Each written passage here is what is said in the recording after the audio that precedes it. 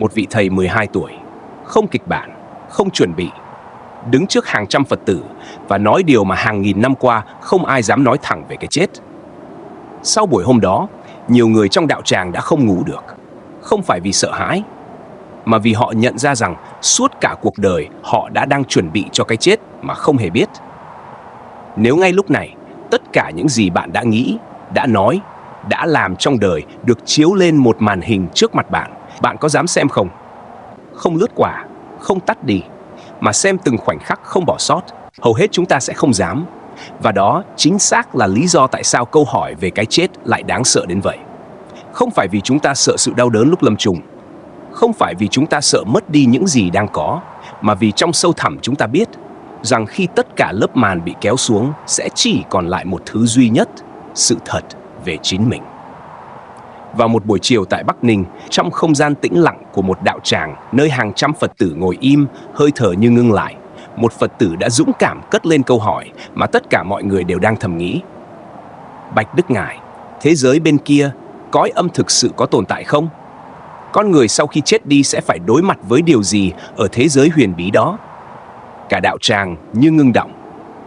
Mọi ánh mắt đổ dồn về phía vị thầy nhỏ tuổi đang ngồi yên trước mặt họ. Ngài Hoàng Tôn Vairochana Rinpoche khẽ mỉm cười. Không phải nụ cười của một đứa trẻ 12 tuổi, mà là nụ cười của một tâm thức đã đi qua nhiều kiếp, đã nhìn thấy những điều mà ngôn ngữ bình thường không thể diễn đạt. Ánh mắt Ngài lặng xuống, sâu thẳm, như đang nhìn xuyên qua 3 đời 10 phương. Rồi Ngài gật đầu và bắt đầu vén bức màn. Những gì Ngài nói trong buổi chiều hôm đó đã làm rung động tâm thức của tất cả những ai có mặt. Không phải vì nó đáng sợ, mà vì nó chân thật đến mức không ai có thể phủ nhận. Trong video này, chúng ta sẽ cùng nhau đi qua toàn bộ lời khai thị của Ngài. Không rút gọn, không lược bớt, từng lớp như đang bước vào một căn phòng mà ánh sáng dần dần hé lộ những gì đã ẩn khuất từ lâu. Hãy tìm một chỗ ngồi yên tĩnh, đặt điện thoại xuống hoặc nhắm mắt lại nếu bạn đang lắng nghe. Bởi vì những gì sắp được chia sẻ không chỉ là kiến thức về cái chết, nó là tấm gương về cách bạn đang sống. Và đôi khi nhìn vào tấm gương đó là điều thay đổi tất cả. Trước khi chúng ta bước vào lời khai thị, hãy để tôi nói với bạn một điều về vị thầy đã nói những điều đó. Không phải để giới thiệu tiểu sử, mà để bạn hiểu tại sao những lời Ngài nói không phải là lý thuyết, mà là ký ức. Hoàng Tôn Vairochana Rinpoche được các bậc thầy Kim Cang Thừa chứng nhận là hóa thân chuyển thế chân thật của đại dịch giả Vairochana, một trong 25 đại đệ tử thân cận nhất của Đức Liên Hoa Sinh. Vị Phật sống đã mang ánh sáng Kim Cang Thừa vào đất Tây Tạng từ thế kỷ thứ 8. Một tâm thức đã đi qua hơn 1200 năm, đã chứng kiến vô số lần sinh tử và đã chọn quay trở lại để tiếp tục những gì còn dang dở. Năm 2022, lần đầu tiên Ngài đặt chân đến Việt Nam. Ngài đứng trước đại chúng và ban một thời pháp thoại hoàn toàn bằng tiếng Anh.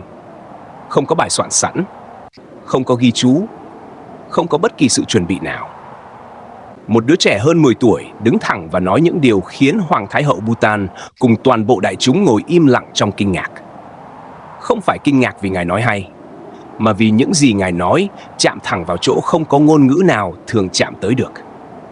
Trong Kim Cang Thừa, điều đó có một cái tên: tự nhiên trí, trí tuệ không được học mà được nhớ lại.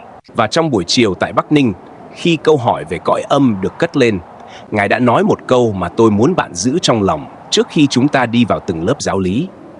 Mọi trạng thái khổ đau hay an lạc đều khởi nguồn từ tâm. Khi ta điều ngự được tâm mình, sự bình an sẽ tự nhiên hiện hữu. Câu đó nghe có vẻ đơn giản, nhưng khi bạn hiểu được những gì Ngài sắp nói về cõi âm, về 49 ngày thần thức phải đi qua, về tấm gương nghiệp lực không thể dối trá, bạn sẽ hiểu tại sao câu đó không đơn giản chút nào.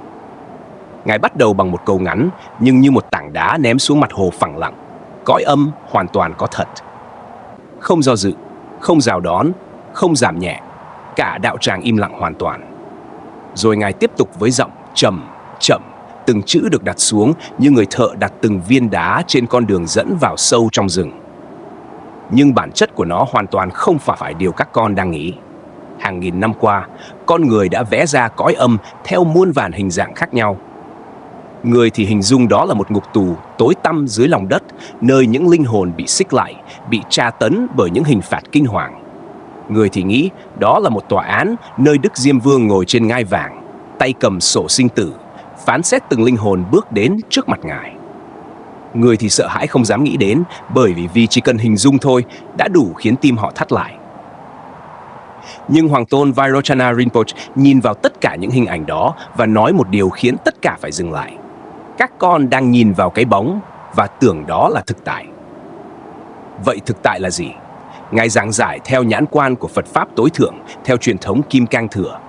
Cõi âm không phải là một địa điểm, không có tọa độ, không có tường vách, không có xích xiềng vật lý.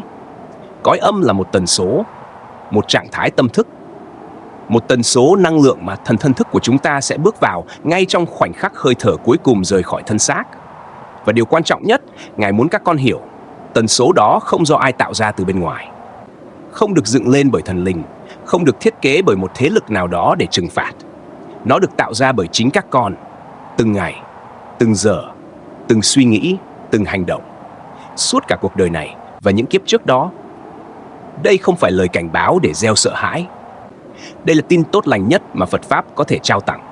Bởi vì nếu chính các con tạo ra nó, thì chính các con có thể thay đổi nó. Đây là lúc Ngài nói đến Đức Diêm Vương. Trong dân gian, Đức Diêm Vương được hình dung là một vị thần quyền năng ngồi trong cung điện u tối. Xung quanh là quỷ dạ xoa, tay cầm sổ địa ngục, phán xét linh hồn theo công và tội. Nhưng theo giáo lý Kim Cang Thừa, theo lời khai thị của Ngài, Đức Diêm Vương không phải là một nhân vật bên ngoài. Đức Diêm Vương là sự hiện thân tối cao của nghiệp lực, là tòa án lương tâm nằm ngay trong mỗi con người. Hãy nghĩ về điều này một khoảnh khắc.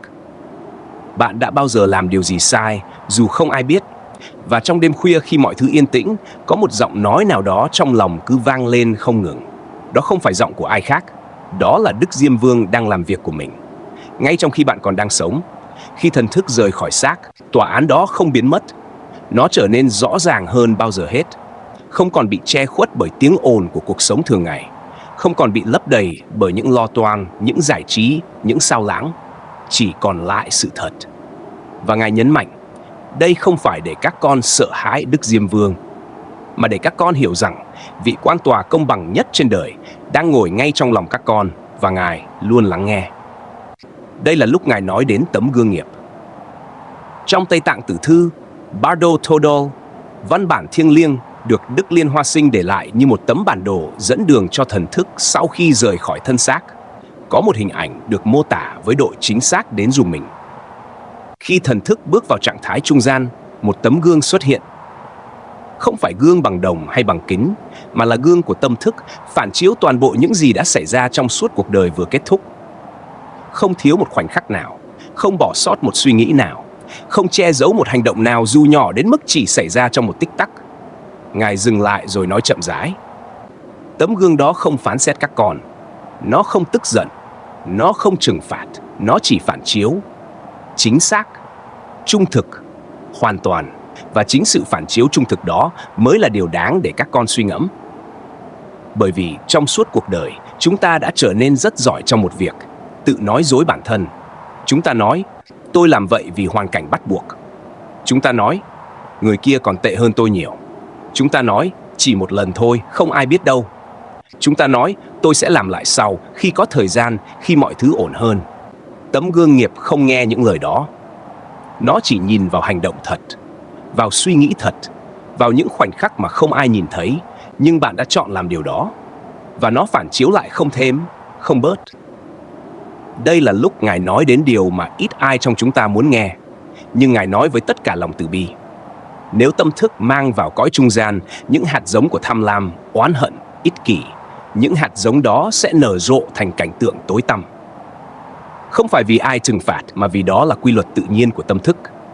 Cũng như nước luôn chảy xuống thấp, không cần ai ra lệnh. Ngài dừng lại một khoảnh khắc để sự im lặng làm công việc của nó.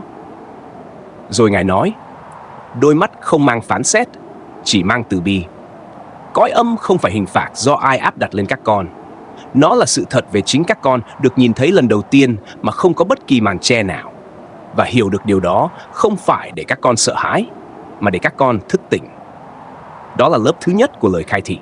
Nhưng Ngài chưa dừng lại ở đó. Bởi vì hiểu được bản chất của cõi âm chỉ mới là bước đầu tiên.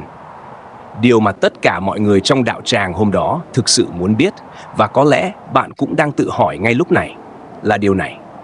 Sau khi hơi thở cuối cùng rời khỏi thân xác, thần thức sẽ trải qua những gì trong từng ngày, từng giai đoạn của 49 ngày thân chung ấm.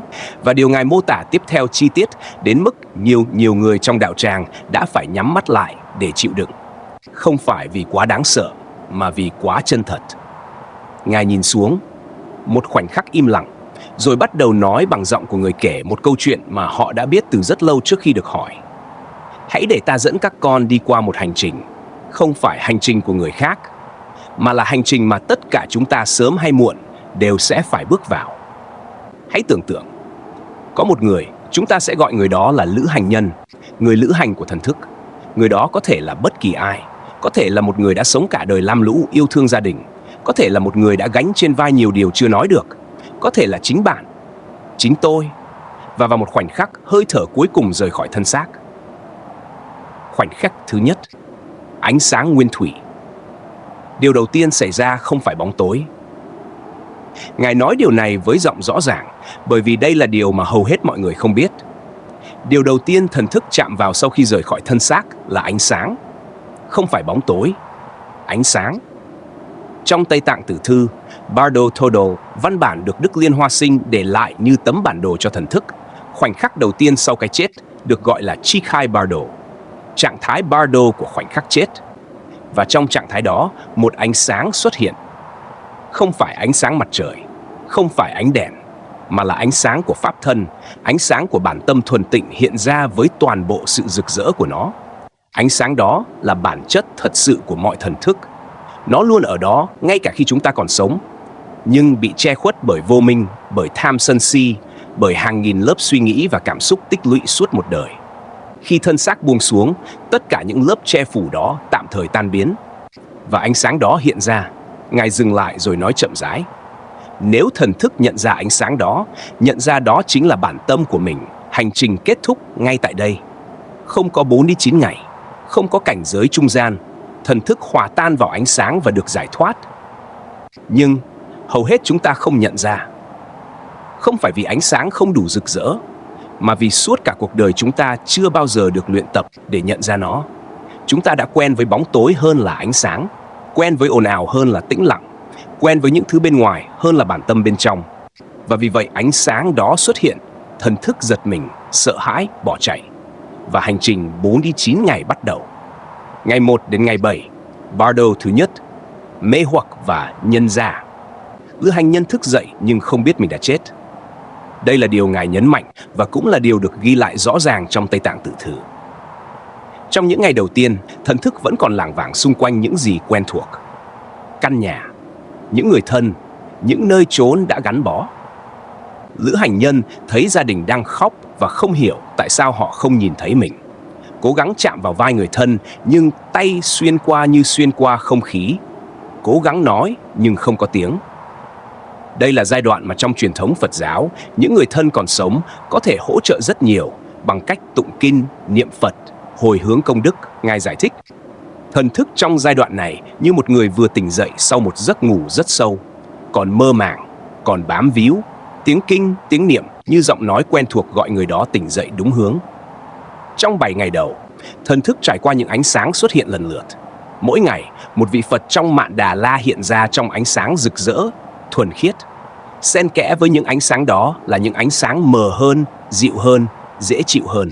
Ánh sáng của các cõi luân hồi, cõi người, cõi trời, cõi ngạ quỷ hiện ra như những lối đi quen thuộc, ấm áp, mời gọi. Và đây là cái bẫy. Ngài nói giọng trầm xuống. Ánh sáng rực rỡ của Phật đáng sợ vì quá mạnh. Ánh sáng mờ của luân hồi dễ chịu vì quen thuộc. Và thần thức chưa được luyện tập sẽ bỏ ánh sáng rực rỡ mà chạy về phía ánh sáng mờ.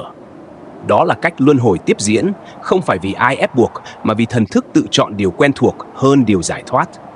Ngày 8 đến ngày 14, Bardo thứ hai, nhưng vì thần phẫn nộ. Lữ hành nhân vẫn chưa nhận ra. Và bây giờ màn thứ hai của hành trình bắt đầu. Trong Tây Tạng Tử Thư, đây được gọi là giai đoạn của những Heruka, những vị thần phẫn nộ. Những hình tướng dữ tợn, đáng sợ xuất hiện. Đầu đội lửa, mắt đỏ rực, âm thanh gầm rú như sấm sét. Người chưa được chuẩn bị sẽ kinh hãi, bỏ chạy, rơi vào trạng thái hoảng loạn hoàn toàn. Nhưng Ngài mở ra một sự thật mà ít người biết. Những vị thần phẫn nộ đó cũng là Phật, cũng là ánh sáng. Chỉ là ánh sáng hiện ra trong hình tướng phẫn nộ để đập tan những lớp vô minh cuối cùng của thần thức. Nếu thần thức nhận ra, những hình tướng đáng sợ đó sẽ lập tức tan biến, chỉ còn lại ánh sáng thuần tịnh. Nhưng nếu thần thức bỏ chạy, nó sẽ đi sâu hơn vào bóng tối của chính mình. Ngày 15 đến ngày 35, Bardo thứ 3, nghiệp lực hiền 7. Đây, Ngài nói, là giai đoạn dài nhất và khắc nghiệt nhất. Lữ hành nhân đã bỏ qua cả hai cơ hội nhận ra ánh sáng. Và bây giờ thần thức bước vào vùng sâu nhất của nghiệp lực. Không còn những ánh sáng mời gọi, không còn những hình tướng để nhận ra hay bỏ chạy. Chỉ còn chính mình và toàn bộ những gì mình đã tạo ra trong cuộc đời vừa qua. Ngài mô tả giai đoạn này bằng những từ ngữ khiến cả đạo tràng nín thở. Hãy tưởng tượng tất cả những khoảnh khắc mà các con đã làm tổn thương người khác, dù là lời nói, dù là hành động, dù chỉ là suy nghĩ, tất cả trở về cùng một lúc. Không phải như ký ức mờ nhạt, mà như thực tại sống động, rõ ràng, đầy đủ cảm xúc như đang xảy ra ngay lúc này. Người mà các con đã làm tổn thương đứng trước mặt các con. Ánh mắt họ, các con không thể tránh né. Đây là địa ngục mà Phật giáo nói đến. Không phải lửa vật lý, không phải xích xiềng vật chất, mà là sự đối mặt hoàn toàn với toàn bộ hậu quả của những gì mình đã gieo. Ngài nói tiếp, và đây là điều quan trọng nhất trong toàn bộ phần này. Thời gian trong giai đoạn này không giống thời gian của người sống. Một giây đồng hồ ở cõi người có thể là một ngày, một tháng, một năm trong trải nghiệm của thần thức. Một niệm oán hận được nuôi dưỡng cả đời có thể trở thành hàng trăm năm kinh nghiệm trong cõi trung gian. Đây là lý do tại sao những gì các con đang làm với tâm thức của mình ngay lúc này quan trọng hơn bất kỳ điều gì khác trong cuộc đời. Ngày 36 đến ngày 49, Bardo thứ 4, trận lửa tái sinh. Lữ hành nhân sau tất cả những gì đã trải qua bắt đầu cảm thấy một sức kéo, không phải từ bên ngoài, mà từ bên trong, từ những hạt giống nghiệp lực mạnh nhất, những xu hướng sâu nhất, những ái luyến lớn nhất bắt đầu kéo thần thức về phía một cõi tái sinh. Ngài giải thích với giọng từ bi nhưng thẳng thắn. Trong giai đoạn này, thần thức không hoàn toàn tự do chọn lựa. Nó bị kéo như một mảnh kim loại bị nam châm hút về phía cõi mà nghiệp lực của nó tương ứng. Người đã sống với lòng từ bi, với trí tuệ, với thiện lành sẽ cảm thấy sức kéo về những cõi sáng. Người đã sống với tham lam, oán hận, vô minh sẽ cảm thấy sức kéo về những cõi tối tăm hơn. Không ai phán xét, không ai kết án, chỉ là nghiệp lực tự vận hành theo quy luật của nó. Như nước luôn chảy xuống thấp, không cần ai bắt ép. Và rồi Ngài dừng lại một lần nữa. Lần này lâu hơn. Ánh mắt Ngài nhìn khắp đạo tràng, từng khuôn mặt, từng ánh mắt đang hướng về phía Ngài. Rồi Ngài nói nhẹ nhàng, nhưng rõ từng chữ. Các con đang ngồi đây, đang nghe những điều này, đang hỏi về cõi âm, về 49 ngày, về những gì xảy ra sau khi chết. Nhưng câu hỏi thật sự không phải là điều gì xảy ra sau khi chết. Câu hỏi thật sự là các con đang làm gì với tâm thức của mình ngay lúc này, trong từng hơi thở còn đang diễn ra. Cả đạo tràng im lặng tuyệt đối. Bởi vì tất cả mọi người đều hiểu rằng câu hỏi đó không cần thêm lời giải thích. Nó chỉ cần một trái tim dám nhìn thẳng vào chính mình. Sau tất cả những gì vừa được nói, sau tất cả những hình ảnh về tấm gương nghiệp lực, về 49 ngày thân chung ấm, về những cảnh tượng mà thần thức phải đối mặt, có một người trong đạo tràng, một người phụ nữ lớn tuổi, tóc đã bạc, tay đang chắp lại, bỗng nhiên bật khóc. Không phải khóc vì sợ hãi, mà khóc vì bà nhớ đến người chồng vừa mất năm ngoái, nhớ đến những điều chưa kịp nói, nhớ đến câu hỏi đã giữ trong lòng suốt một năm qua. Ông ấy có ổn không? Ngài nhìn về phía bà, ánh mắt không mang lời an ủi rỗng tuếch, mà mang điều gì đó sâu hơn, mang sự nhìn thấy. Và Ngài nói, không chỉ với bà mà với tất cả mọi người trong căn phòng đó, các con đừng sợ cõi âm, hãy sợ cách các con đang sống vô minh ở hiện tại. Câu nói đó lật ngược toàn bộ cách chúng ta thường nghĩ về cái chết. Chúng ta thường nghĩ, sống thì lo chuyện sống, chết thì tính chuyện chết. Nhưng Ngài nói điều ngược lại hoàn toàn. Chết chỉ là một tấm gương. Nó phản chiếu chính xác những gì đã được xây dựng trong lúc sống. Và vì vậy, câu hỏi quan trọng nhất không phải là tôi sẽ làm gì khi chết, mà là tôi đang làm gì ngay lúc này với từng hơi thở còn đang diễn ra. Ngài kể một câu chuyện. Không phải chuyện từ kinh sách, mà là chuyện của một người thật. Một người mà những ai trong truyền thống Kim Cang Thừa đều biết đến như một tấm gương về cái chết an lành. Có một vị lão tăng sống cả đời trong một ngôi chùa nhỏ trên núi. Không nổi tiếng, không có đệ tử đông đảo, không viết sách, không giảng pháp trước hàng nghìn người. Mỗi ngày ông làm đúng một việc. Buổi sáng, ông quét sân chùa và mỉm cười với bất kỳ ai đi qua. Buổi chiều, ông ngồi thiền và hồi hướng công đức cho tất cả chúng sinh. Buổi tối, ông nhìn lại ngày vừa qua và nếu có điều gì chưa thiện, ông ngồi yên với nó cho đến khi tâm trở lại bình an. Không hơn, không kém. Khi ông lâm bệnh nặng, những người xung quanh lo lắng, chạy đôn chạy đáo tìm thầy thuốc. Ông nằm yên, mỉm cười và nói: "Đừng lo, tôi chỉ đang chuẩn bị lên đường." Đêm trước khi mất, ông gọi những người xung quanh lại. Không có lời trăng trối dài dòng, chỉ một câu: "Hãy tử tế với nhau nhiều hơn các con nghĩ là cần thiết." Rồi ông ngồi thẳng lưng, chắp tay và ra đi trong tư thế thiền định. Khuôn mặt ông, những người có mặt hôm đó kể lại, không mang nỗi sợ hãi, không mang đau đớn, mà mang một nụ cười như người đang bước vào một nơi chốn quen thuộc, như người trở về nhà. Ngài kể xong câu chuyện đó rồi im lặng để nó thấm. Rồi Ngài nói, vị lão tăng đó không có thần thông đặc biệt, không có bằng cấp, không có danh hiệu, không thuộc dòng truyền thừa nào nổi tiếng. Nhưng ông có một thứ mà tất cả thần thông, bằng cấp, danh hiệu trên đời không thể thay thế được. Một tâm thiện lành được xây dựng kiên nhẫn qua từng ngày, từng hành động nhỏ, suốt cả một cuộc đời. Và tâm thiện lành đó chính là tấm hộ chiếu quyền năng nhất mà bất kỳ thần thức nào có thể mang theo khi bước qua cửa tử. Ngài giải thích bằng ngôn ngữ của Kim Cang Thừa điều mà câu chuyện vừa rồi minh họa. Khi một thần thức mang trong mình năng lượng của từ bi, của thiện lành, của buông xả bước vào trạng thái trung gian, điều kỳ diệu xảy ra.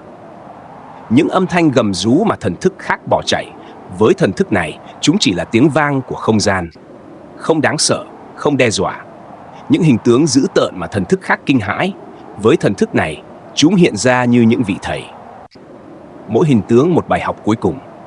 Những ánh sáng rực rỡ của Phật mà thần thức khác bỏ chạy vì quá chói, với thần thức này chúng quen thuộc. Bởi vì ánh sáng đó không khác gì ánh sáng mà người đó đã nuôi dưỡng trong tâm mỗi ngày khi còn sống. Ngài nói, và đây là câu mà nhiều người đạo tràng đã ghi lại, mang về, đọc đi đọc lại nhiều lần. Tâm thiện không phải là vé vào thiên đàng.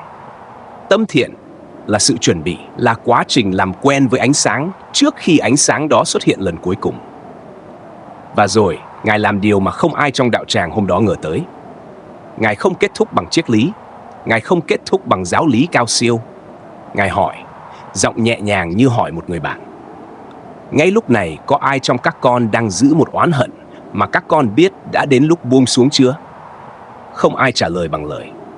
Nhưng trong sự im lặng đó, nhiều người cúi đầu và Ngài mỉm cười. Tốt, vậy thì hãy để ta nói với các con 3 điều có thể làm ngay hôm nay. Không cần lên núi tu hành, không cần xuất gia, không cần làm điều gì phi thường, chỉ cần 3 điều này. Điều thứ nhất, buông một oán hận. Ngài nói, trong lòng mỗi người đều có ít nhất một oán hận đang được nuôi dưỡng. Có thể là với một người thân, có thể là với một người đã làm tổn thương các con, có thể là với chính bản thân mình. Oán hận đó không làm tổn thương người kia. Người kia có thể đã quên hẳn chuyện đó từ lâu. Người kia có thể đã ngủ ngon mỗi đêm trong nhiều năm qua. Nhưng oán hận đó đang ăn mòn tâm thức của các con, từng ngày, từng đêm, đang gieo những hạt giống mà 4 đến 9 ngày sau này các con sẽ phải thu hoạch. Hôm nay không cần tha thứ hoàn toàn nếu chưa sẵn sàng, chỉ cần đặt nó xuống, dù chỉ một khoảnh khắc, dù chỉ một lần. Và nhận ra rằng việc buông oán hận không phải là quà tặng cho người kia, mà là quà tặng cho chính mình. Điều thứ hai, làm một việc tử tế không ai biết. Ngài nói và có nụ cười nhẹ trong giọng. Hầu hết những việc tốt chúng ta làm đều có một nhân chứng. Đó là bản thân chúng ta và cái tôi muốn được ghi nhận, được khen ngợi, được nhớ đến. Điều đó không sai. Nhưng nó tạo ra một loại nghiệp khác, nghiệp của sự mong cầu. Hôm nay hãy làm một việc tử tế. Nhỏ thôi, không cần vĩ đại. Có thể là giúp một người lạ mang đồ nặng. Có thể là im lặng khi có thể nói lời làm tổn thương. Có thể là gửi một tin nhắn hỏi thăm người mà các con biết đang cô đơn. Nhưng làm xong đừng kể cho ai, đừng đăng lên mạng, đừng nhắc lại trong lòng để tự khen mình. Chỉ để nó biến mất vào không gian, như giọt nước thấm vào đất. không để lại dấu vết. Đó là việc tử tế thuần khiết nhất. Và nó gieo vào tâm thức một hạt giống mà không có gì có thể xóa đi được. Điều thứ ba, dành 5 phút 10 ngày ngồi yên với chính mình. Ngài nói, và đây có lẽ là điều đơn giản nhất, nhưng cũng là điều khó nhất trong 3 điều. Các con sống trong một thế giới mà mỗi giây đều có thứ gì đó thu hút sự chú ý của mình. Điện thoại, tin tức, âm thanh, hình ảnh. Từ khi mở mắt đến khi nhắm mắt, tâm thức không có một khoảnh khắc nào thực sự yên tĩnh. Nhưng khi chết, tất cả những tiếng ồn đó biến mất và thần thức phải đối mặt với chính mình trong sự im lặng tuyệt đối. Nếu chưa bao giờ quen với sự im lặng, khoảnh khắc đó sẽ là điều đáng sợ nhất thần thức từng trải qua. Vì vậy, hãy luyện tập ngay bây giờ. Mỗi ngày 5 phút thôi, ngồi xuống, nhắm mắt, không làm gì, không nghĩ đến việc phải làm gì. Chỉ ngồi với chính mình, lắng nghe hơi thở. Quan sát những suy nghĩ đến rồi đi mà không bám víu vào bất kỳ suy nghĩ nào. Đây không phải thiền định cao siêu. Đây chỉ là bắt đầu làm quen với bản thân, bắt đầu xây dựng mối quan hệ với tâm thức của chính mình. Bởi vì khi thần thức bước vào cõi trung gian, người bạn đồng hành duy nhất, người duy nhất có thể dẫn đường, chính là sự hiểu biết về bản tâm. Và sự hiểu biết đó không thể được tìm thấy trong sách vở, không thể được vay mượn từ người khác.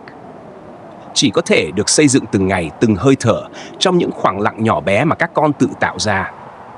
Ngài dừng lại, nhìn xuống đôi tay nhỏ của mình, đôi tay của một đứa trẻ 12 tuổi nhưng chứa đựng ký ức của nhiều thế kỷ. Rồi Ngài ngẩng đầu lên và nói, lần này không phải với giọng của một vị thầy đang giảng pháp, mà với giọng của ai đó đang chia sẻ điều mình thực sự tin. Tôi không nói với các con những điều này để các con sợ hãi cái chết. Tôi nói vì tôi muốn các con hiểu rằng mỗi khoảnh khắc các con đang sống là một cơ hội. Cơ hội để gieo một hạt giống thiện lành, cơ hội để buông một gánh nặng không cần thiết, cơ hội để nhìn vào tâm thức và chọn ánh sáng thay vì bóng tối. Cõi âm không phải là kẻ thù của các con, cõi âm chỉ là tấm gương cuối cùng. Và điều duy nhất quyết định các con sẽ thấy gì trong tấm gương đó là cuộc sống các con đang sống ngay lúc này. Buổi khai thị hôm đó tại Bắc Ninh kết thúc trong im lặng. Không phải im lặng của sự trống rỗng, mà là im lặng của những tâm thức vừa chạm vào điều gì đó thật và cần thời gian để ngồi với nó. Người phụ nữ tóc bạc vẫn ngồi yên, đôi tay chắp lại, nước mắt đã khô, nhưng khuôn mặt bà mang điều gì đó mà lúc bà bước vào chưa có ở đó. Một sự nhẹ nhõm, như người đã mang một câu hỏi quá lâu và lần đầu tiên được phép đặt nó xuống. Chúng ta đã đi một hành trình dài trong video này. Từ câu hỏi được cất lên trong đạo tràng đến lời khai thị của một vị thầy mang trong mình ký ức của nhiều thế kỷ. Từ bức màn bí ẩn về cõi âm đến sự thật đơn giản đến mức đau lòng, rằng những gì chờ đợi chúng ta ở phía bên kia chính là những gì chúng ta đang xây dựng ngay lúc này, trong từng suy nghĩ, từng lời nói, từng hành động.